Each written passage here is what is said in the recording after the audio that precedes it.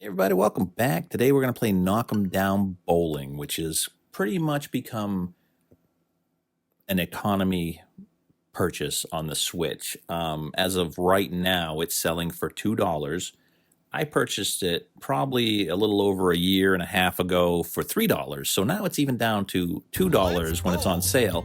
And the sale lasts a little longer as of the time of this recording. So it will probably go on and off of sale. I don't think it's worth the $15 price tag, but it's definitely worth the $2 price tag. And as I've reviewed or played bowling games on here, I think it's time to finally show you this game, Knock 'em Down Bowling, and say what I like about it and what I don't like about it. What I don't like about it right away is its motion control, with the caveat that you don't have to use motion controls, but it was designed for motion control in a way, and it doesn't compare with the Wii Sports Bowling. And if you want to talk about the gold standard of motion control bowling, I would say that once you get to the point of playing Wii Sports Resort, the bowling version on there, that's the gold standard, and it doesn't hold a candle to that. So let's just forget about that. I suggest you try it if you want, but the motion control stuff is way too sensitive for my taste. It's hard to throw the ball straight. It's hard to get the right curve or hook on the ball.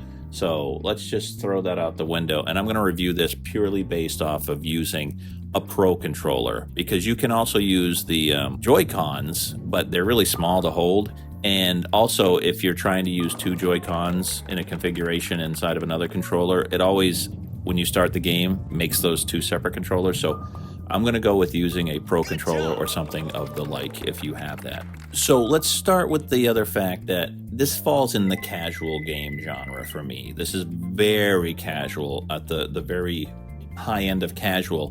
When you compare that to the other end of the spectrum, which is probably more of a simulation of bowling game, where I would say that probably peaks with something like Brunswick Bowling. Those games where you could set your position on the lane, set your angle to the pins.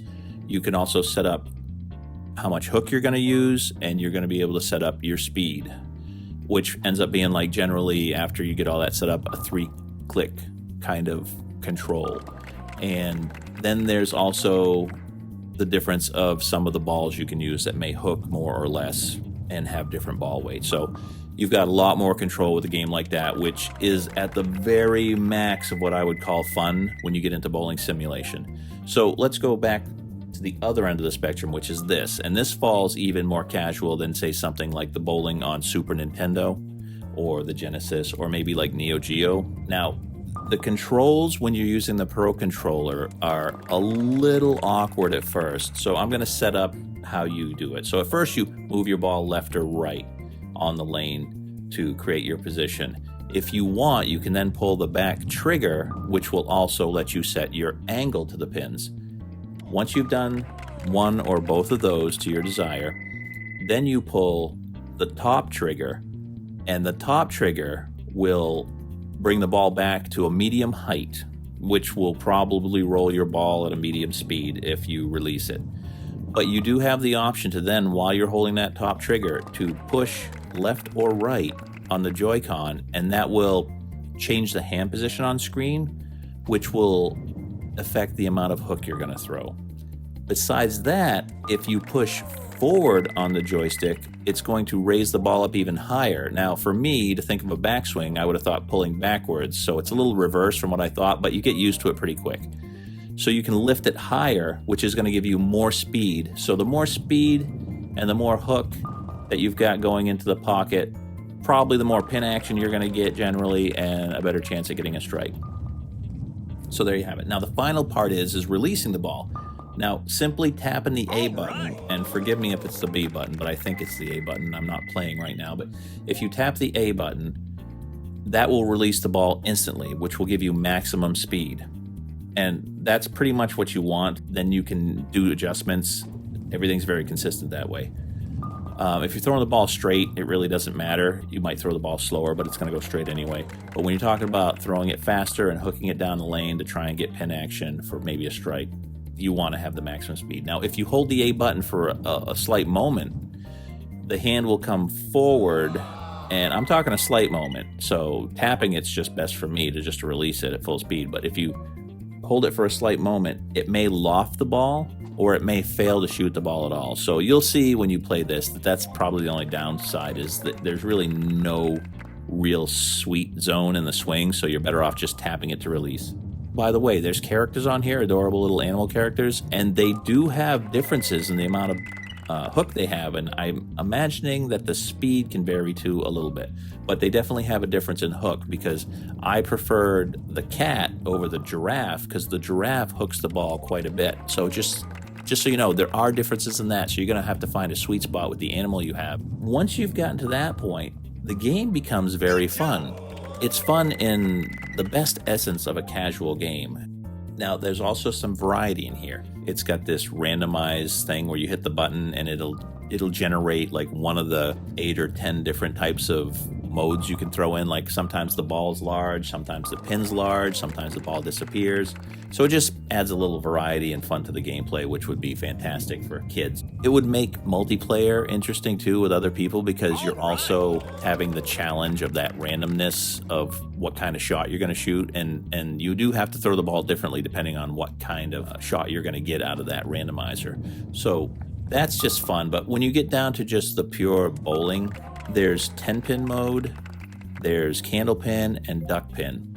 And I would say that Candlepin is probably my favorite, surprisingly. But there's no game out there that I've seen that lets me play Candlepin bowling.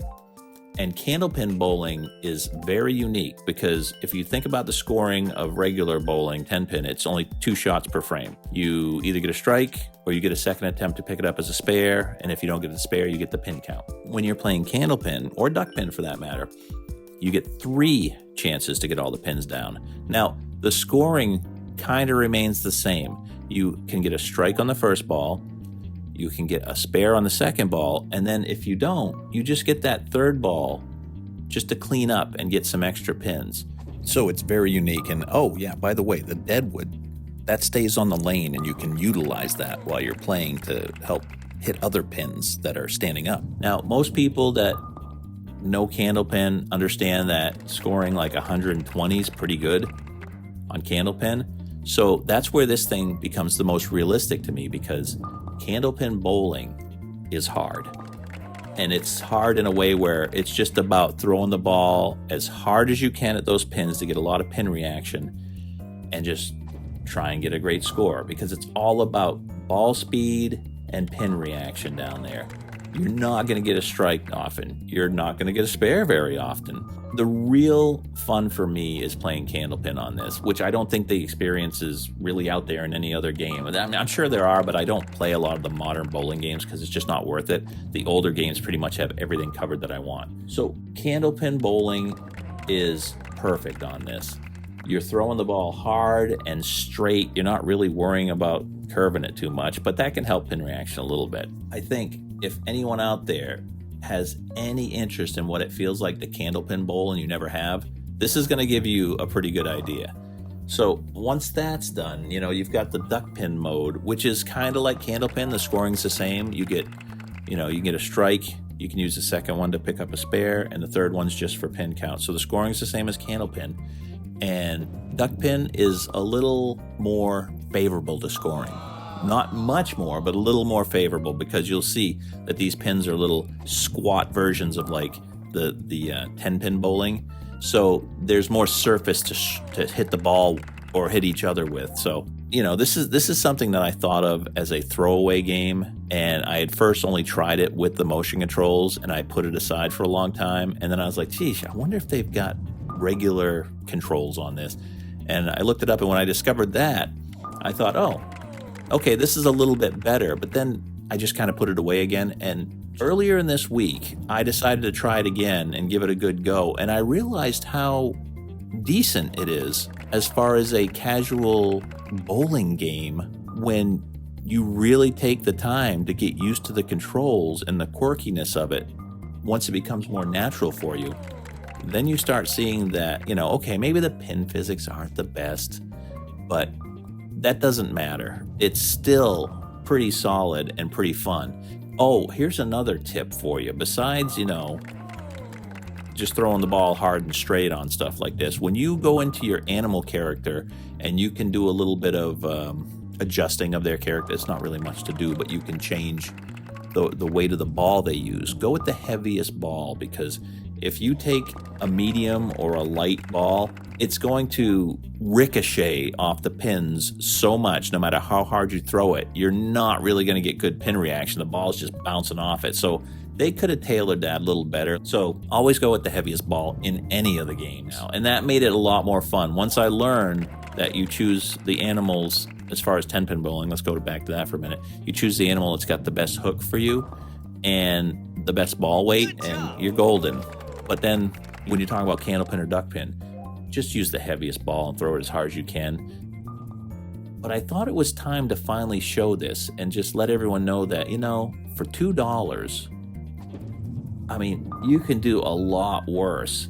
But it took me a long time to figure out that this was actually fairly decent. And I don't think people talk about that in the reviews enough. I think there's some reviews out there from when it first came out, and some people are just like, oh, this is the best thing in the world. And then there's other people like, what are you talking about? It's garbage. I think what makes this thing perfect for what it is, casual bowling, is the non-motion controls. And once you get used to them, I think you'll love the game. It's great to just pick this up and play it for maybe 15, 20 minutes. And it doesn't take long to get through a game. So you can play a series pretty quick. Having said all that, that's my simple but long-winded, crappy review of this. And just know that when it's on sale for a couple bucks, it's well worth it. But that's about it. I hope that this is somewhat useful to you, and if you have some time to kill and you're looking for something cheap to buy and just have a little fun once in a while, this is a perfect game. So hey, you know, that's what I do. I review crazy stuff like bowling, a lot of golf, what else, some tennis stuff lately. This is the kind of thing that I'll play when I don't want to get into a 20 or a 40-hour game and just want to have some casual fun in 20 to 30 minutes. So hopefully this has helped you out in deciding on whether or not you'd want to get something like this. And I thank you all for watching, and we will see you next time. So long.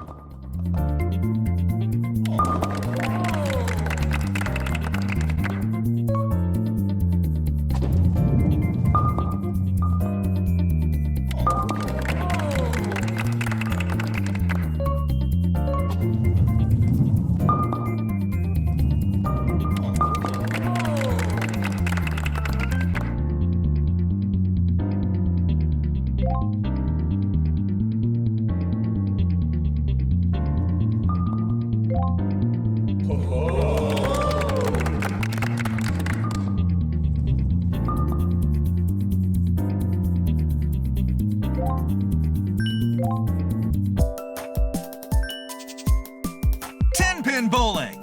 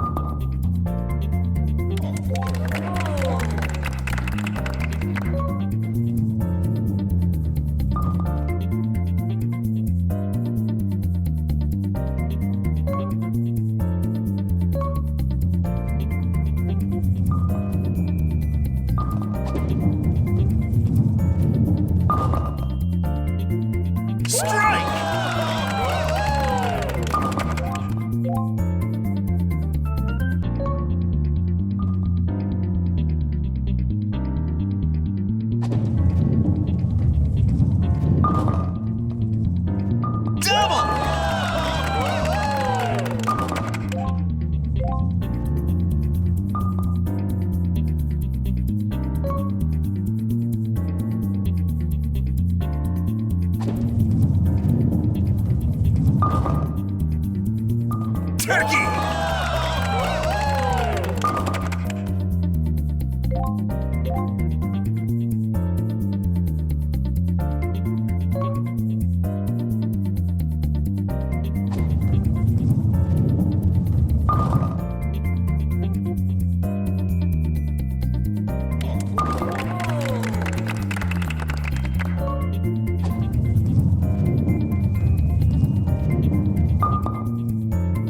All right!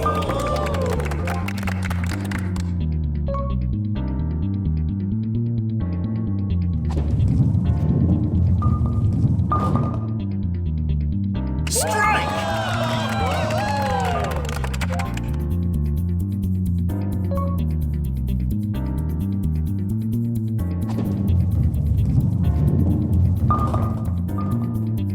Double!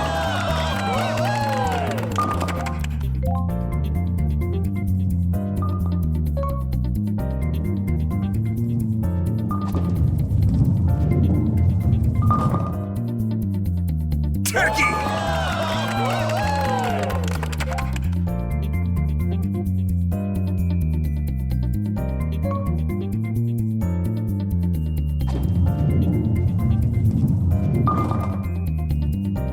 Hambo!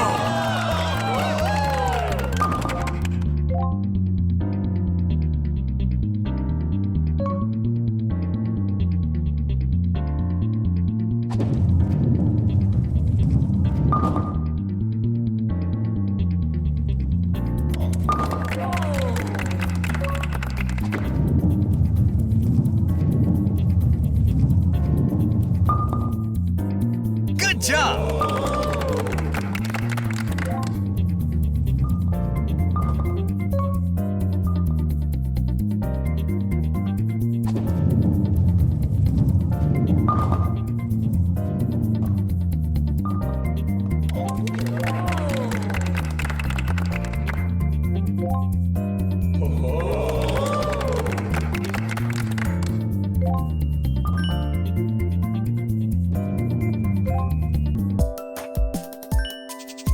Duckpin Bowling.